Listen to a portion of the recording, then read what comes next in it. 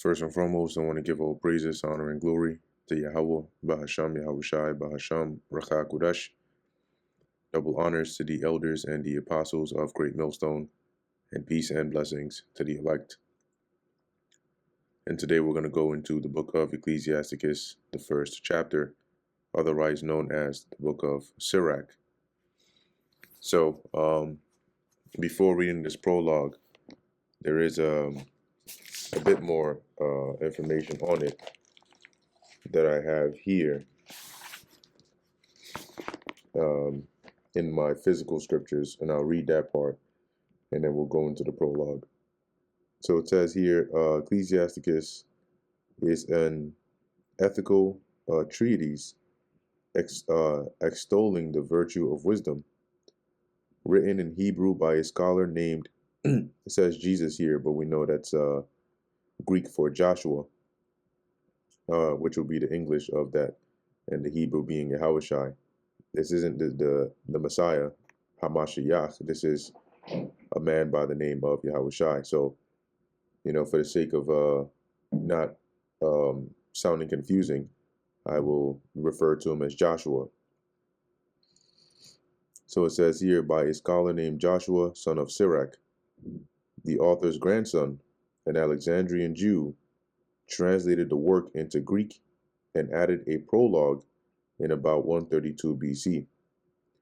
Ecclesiasticus is the longest apocryphal book and the only one with a known author, which is not really true, that last part. Like Proverbs, Ecclesiasticus deals with many practical subjects, from diet to domestic relationships. The longest continuous section of the book, are chapters 44 to 50, is the praise of famous men, which briefly describes a series of Hebrews of note, such as Enoch, Noah, Abraham, Zerubbabel, Nehemiah, and the high priest Simon, a contemporary and friend of the book's author. It says here, concerning the title Ecclesiasticus, meaning church book, is also known as Sirach, Ben Sirach, Wisdom of Sirach, and Wisdom of Joshua, the son of Sirach. The author, once again, as I said, I'm calling him by the name Joshua, which will be the English of Jesus. But it says here, Joshua, son of Sirach, wrote the book in Hebrew. Later, the author's grandson translated the work into Greek and added a prologue. And that's why he mentions in the prologue the how laborsome it is, right, to interpret or translate from one language to another, and how certain things have not the same force in them, because the grandson of Sirach, the author of the book, was translating the book itself from Hebrew to Greek. So this prologue here was really added by his grandson. Says here, Ecclesiasticus was written sometime between 200 BC and 175 BC from Jerusalem. So this first part is a prologue made, it says here, by an uncertain author, but I'll read it anyway. This Joshua was the son of Sirach and grandchild to Joshua of the same name. If I was reading it verbatim, it would say this Jesus, of the same name with him. This man therefore lived in the latter times, after the people had been led away captive and called home again. And this would be after the Babylonian captivity. And we were allowed to return back, what they would call the Second Temple Judaism, or that period. It says here, and almost after all the prophets, now his grandfather Joshua, as he himself witnesseth, was a man of great diligence and wisdom among the Hebrews, who did not only gather the grave and short sentences of wise men that had been before him, but himself also uttered some of his own, full of much understanding and wisdom. When as therefore the first Joshua died, leaving this book almost perfected, Sirach his son, receiving it after him, left it to his own son, Joshua, or Jesus. So the author, which wrote this, compiled this book here, died and passed it down to his son, whose name was Sirach. Sirach then passed it down to his son, whose name was Joshua, same name as his father, his grandfather, who, having gotten it into his hands, compiled it all orderly into one volume, and called it Wisdom, entitling it both by his own name and his father's name, in his grandfather's, and his grandfather's, alluring the hearer by the very name of wisdom to have a greater love to study this, to the study of this book, because people love wisdom, right? So if you hear, like the wisdom of Sirach, you're more inclined to read a book like that versus like the opinions of Sirach, right? Something like that. Or the opinions of Joshua, son of Sirach. It says here, it containeth therefore wise sayings, dark sentences, and parables, and certain particular ancient godly stories of men that please God. Also his prayer and song. Moreover, what benefits God had vouchsafed his people, and what plagues he had heaped upon their enemies. This Joshua did imitate Solomon, and was no less famous for wisdom and learning, both being indeed a man of great learning, and so reputed also. So he was known as a man of wisdom. So now getting into the actual prologue, the one that you see before you on here. It says here, the prologue of the wisdom of Jesus, or Joshua, the son of Sirach. Whereas many and great things have been delivered unto us by the law and the prophets, and by others that have followed their steps, for the which things Israel ought to be commended for learning and wisdom, and whereof not only the readers must needs become skillful themselves, but also they that desire to learn be able to profit them which are without. So when you read this book, one, you need to um, be willing to look into words, right? Look into things to understand what it means, but it will make you, to give you more wisdom. But at the same time, when you learn and understand and gain the wisdom of this book, you can then profit those that are without, right? Those that don't have this understanding, both by speaking and writing. It says, my grandfather Joshua, when he had much given himself to the reading of the law and the prophets and other books of our fathers, and had gotten therein good judgment. So he spent a lot of time reading the scriptures, right? The prophets, the law, the Torah, and other books of wisdom from our forefathers. He gained a good judgment, and was drawn on also himself to write something pertaining to learning and wisdom. So the Spirit got on him to also put together some writings of wisdom, to the intent that those which are desirous to learn and are addicted to these things might profit much more in living according to the law. So you'll notice there's obviously the words in this book are allured, or geared towards righteousness, right? Following the things in the law, right? Living a right life. And it's for those that are desirous to learn and addicted to these things. Wherefore let me entreat you to read it with favor and attention, and to pardon us wherein we may seem to come short of some words which we have labored to interpret.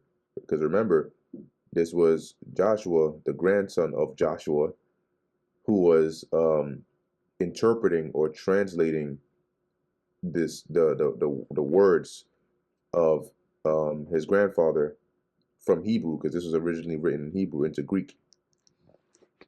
For the same things uttered in Hebrew and translated into another tongue, which in this case would be Greek, have not the same force in them, because the Hebrew language is quite different from, most other more modern languages, like even Greek, right? Or English, definitely English, or Latin. So sometimes in Hebrew, the way something is worded, it only like the power is in the wording, right? The punch is in the way it's worded, and it makes the most sense to native speakers of Hebrew to understand what is meant by that. And when you translate it, and let's say you have to translate it verbatim, it wouldn't really make as much sense unless somebody explained to you what that's supposed to mean. Because if you just translate it like word for word, yeah, the person may know what is actually being said, but they won't really get the point.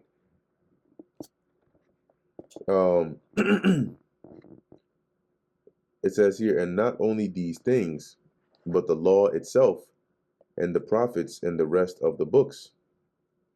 So he's saying likewise, not just, these words of wisdom, but the law, the prophets, and the rest of the writings have no small difference when they are spoken in their own language.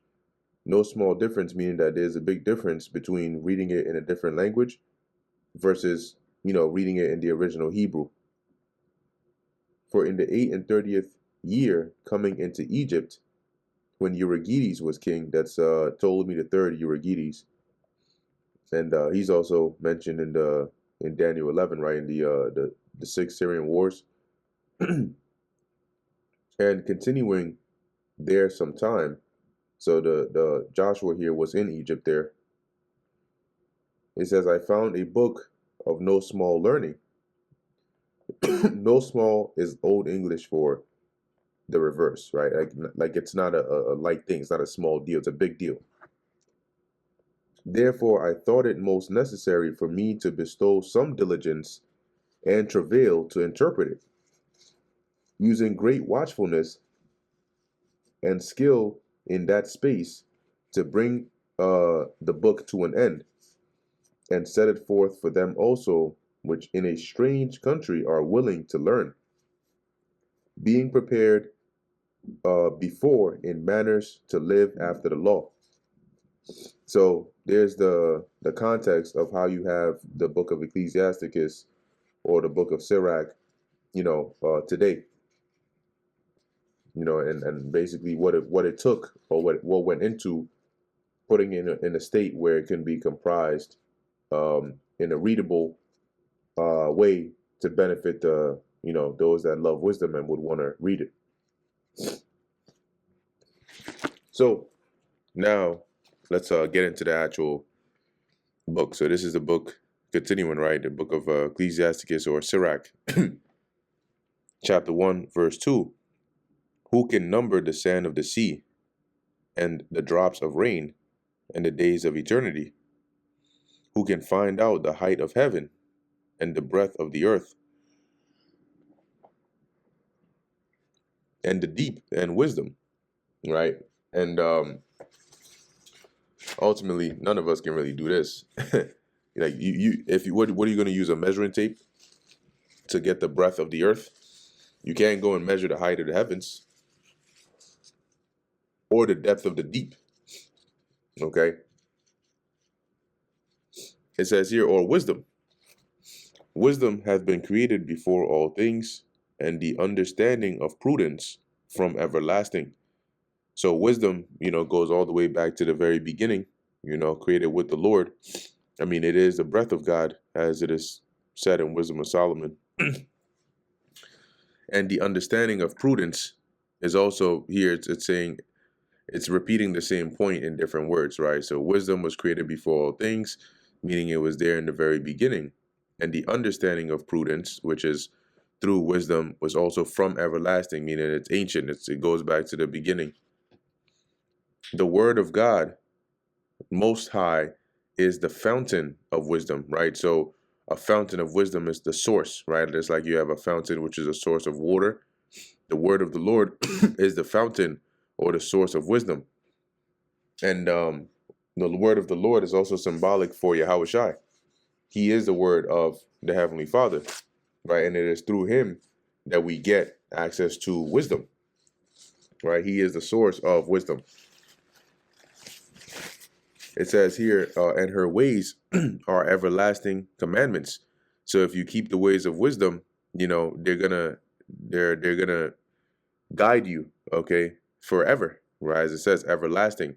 The ways of wisdom don't change, right? It's not going, 1,000 years later now, the ways of wisdom have now changed, and now you may gain more wisdom, but it doesn't change. She doesn't change. It tells you that in Wisdom of Solomon. Verse 6, to whom hath the root of wisdom been revealed? And the root is like the when you look at a tree, the root is the source, right? Where the tree gets its life really from, because everything starts in the root, the ground. All right. And if the tree is uprooted, then it is no longer, it's dead. To who has the root of wisdom been revealed?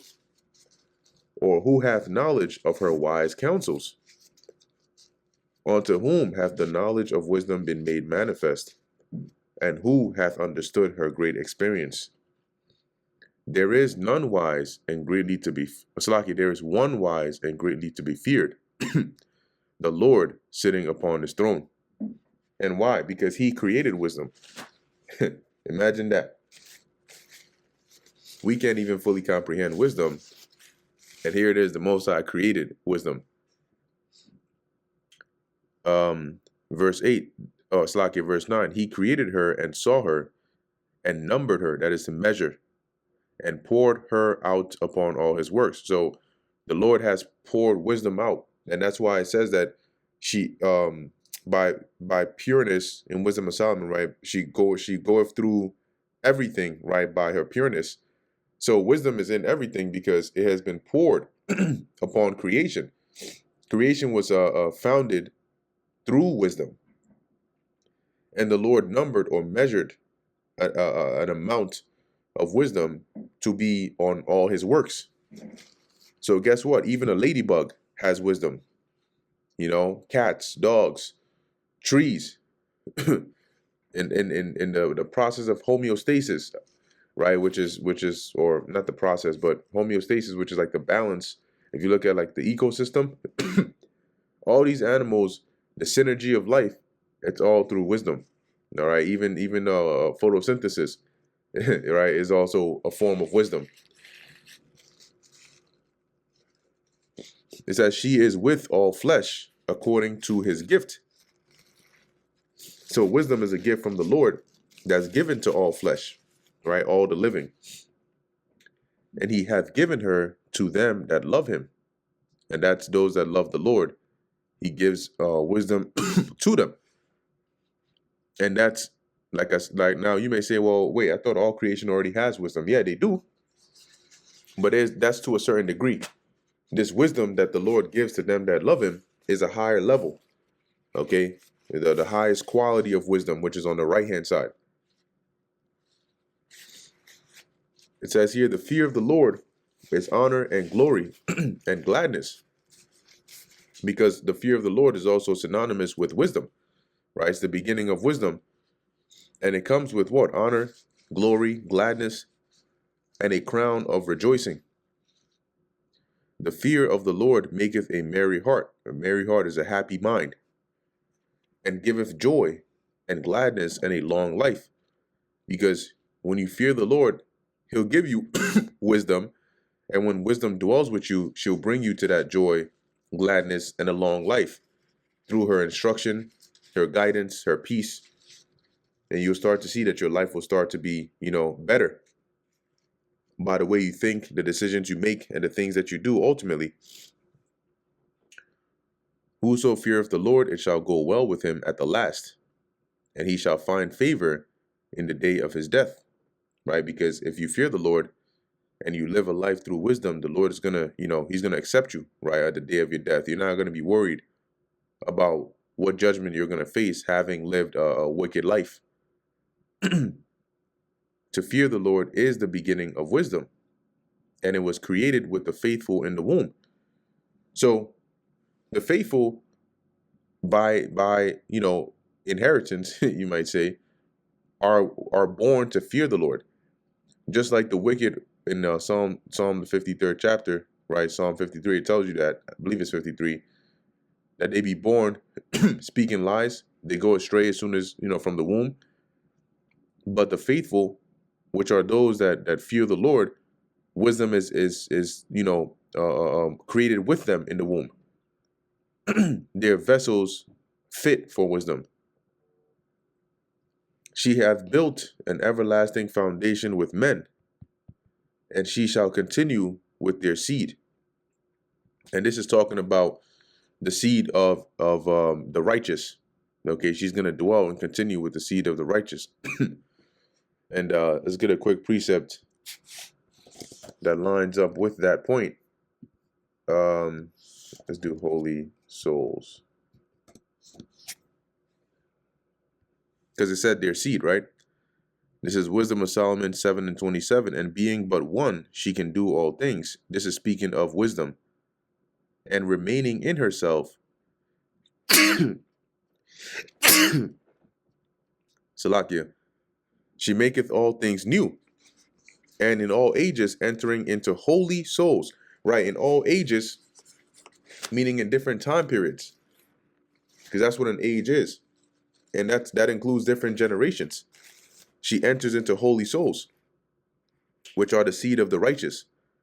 She maketh them friends of God and prophets.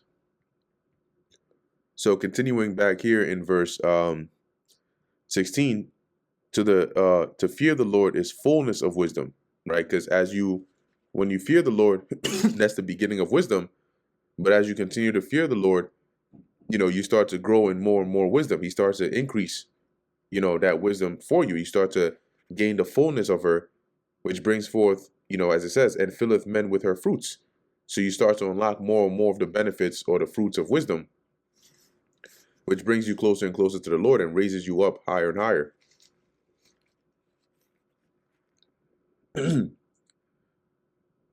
It says here, she filleth all their house with things desirable, and the garners with her increase. And the garners are like your baskets, or where you store things. And this is just metaphorical speak for the benefits that come with wisdom, right? She's going to fill your house with desirable things, spiritually, which also leads to a physical benefit. The fear of the Lord is a crown of wisdom, making peace and perfect health to flourish, both which are the gifts of God, right? Peace and perfect health are both gifts of the Lord. And it and it enlargeth their rejoicing that love him. See, so wisdom causes you to rejoice even more, right? That is for those that love the Lord. Wisdom raineth down skill and knowledge of understanding, standing, and exalteth them to honor that hold her fast. So wisdom can be likened on to like rain, that is pouring down. Now, rain, we read above, right? Who can number the drops of rain? So wisdom is like rain, and each drop is skill and knowledge and understanding. And as it says here, and exalteth them to honor that hold her fast. Holding her fast is holding firmly onto wisdom is going to exalt you. Okay, you're going to be raised up through wisdom. The root of wisdom is to fear the Lord. You see that? So that's, if wisdom is like a tree planted, it starts, right, to take root in you. It starts with your fear of the Lord. And the branches thereof are long life. See, so when you fear the Lord, that root of wisdom, right, wisdom takes root in you. And as you continue in wisdom, the branches, as it grows within you, the branches are, as it says, long life, right, which are like different traits and different decisions that you make, which are righteous, that'll prolong your life, okay, by making you a pleasing vessel to Yahweh Bahasham Yahweh Shai. The fear of the Lord driveth away sins, and and where it is present, it turneth away wrath. Because if you fear the Lord, you're going to stay away from sin, right? You're going to, through wisdom, applying wisdom, flee from sin as from the face of a serpent. And where the fear of the Lord is, it turneth away wrath. Because when the dwelling or the habitation of the fear of the Lord is with those that do the things that are pleasing to the Lord, right? If you fear the Lord, you're going to do the things that are pleasing to him. You're going to stay within his commandments. And so long as you do that, you're going to avoid his wrath. A furious man cannot be justified, for the sway of his fury shall be his destruction. See? Because a furious man, one that is quick to get angry, and accustomed or addicted to strife, eventually that's going to be his destruction. Because not every situation requires to just lose it. And sometimes if you lack that self-control, it's going to be what brings your demise. A patient man will tear for a time, and afterward joy shall spring up onto him. Yeah, because sometimes, when you're patient, you got to endure, right? Suffering, you got to go through certain things, but it's temporary. Okay, and afterwards, if you're faithful in your patience, joy is going to spring up. All right, you're going to get that reward. Verse 24, he will hide his words for a time, and the lips of many shall declare his wisdom. Right, I'm also going to read verse 24 in the GNTD. Right, it says here, keep quiet until the right time to speak, and you will gain a reputation for good sense. See, that's the hiding his words for a time. You speak at the right time. You don't need to be speaking all the time. And the lips of many shall declare his wisdom, because they're going to speak well of you, of how wise you are. The parables of knowledge are in the treasures of wisdom. Okay, so wisdom's treasury is full of parables, right, of knowledge, of wise sayings. But godliness is an abomination to a sinner, and that's why they can't remain, in the domain of godliness. That's why they go the route of wickedness. Just as wickedness is abomination to the righteous, righteousness is abomination to a sinner. If thou desire wisdom, keep the commandments, and the Lord shall give her unto thee. Okay, because when you keep the commandments of the Lord, you show the Lord that you fear him. And when you show the Lord you fear him, he will begin to bless you with wisdom. For the fear of the Lord is wisdom and instruction, and faith and meekness are his delight. The Lord delights in one that is faithful, that has faith in him, and is meek, is humble, is lowly. Distrust not the fear of the Lord when thou art poor, right? Don't lose trust in the fear of the Lord when you're poor, or when you're going through, a hard time, when you're abased. And come not unto him with a double heart. When you come to the Lord, you can't be double-minded. You have to be, you have to come believing that he is, and he is a rewarder of them that diligently seek him. The Lord does not want somebody that's coming to him shaky, because that means you don't trust, you don't have full faith that the Lord is of a full power. Be not an hypocrite in the sight of men, and take good heed what thou speakest. Yeah. So don't be a hypocrite, don't say you're because a hypocrite is likened unto an ungodly, soul to the Lord. Right? You're doing things you're preaching against.